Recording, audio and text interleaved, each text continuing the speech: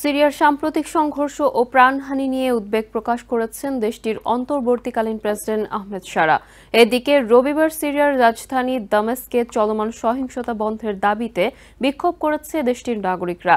গত কয়েকদিনের সংঘর্ষে ক্ষমতাচ্যুত আসাদ সরকারের অনুসারীদের সঙ্গে বিরোধী রাজনৈতিক শক্তির সংঘর্ষে প্রায় 1000 মানুষ নিহত হয়।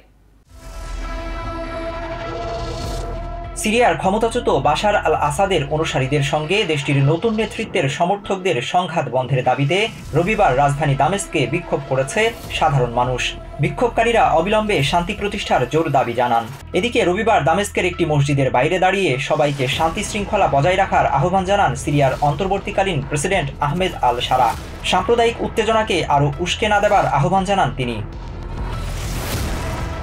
বেসরকারি সংস্থা Syrian observatory for human rights জানায়, সাম্প্রতিক সহিংসতায় অন্তত 1000 মানুষ নিহত হয়েছে, যা 2013 সালে আসাদ বাহিনীর রাসায়নিক অস্ত্র হামলার পর সর্বোচ্চ প্রাণহানি।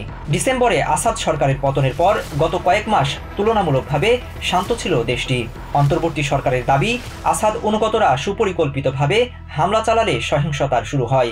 গত বৃহস্পতিবার বিদ্রোহ দমনে নিরাপত্তা বাহিনী মোতায়েন করা হয়। সামাজিক মাধ্যমে ছড়িয়ে পড়া ভিডিওতে দেখা যায় সংঘর্ষের অন্যতম প্রধান এলাকা লাটাকিয়ার বিভিন্ন স্থানে ছড়িয়ে ছিটিয়ে পড়ে আছে মৃতদেহ।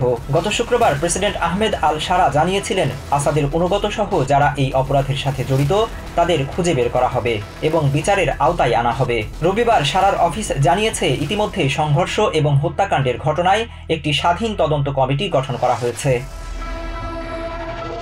Minhajul Islam, TVN 24 news desk. New York থেকে সম্প্রচারিত টিভিএন 24 টেলিভিশন বিশ্বজুড়ে বাঙালির কণ্ঠস্বর।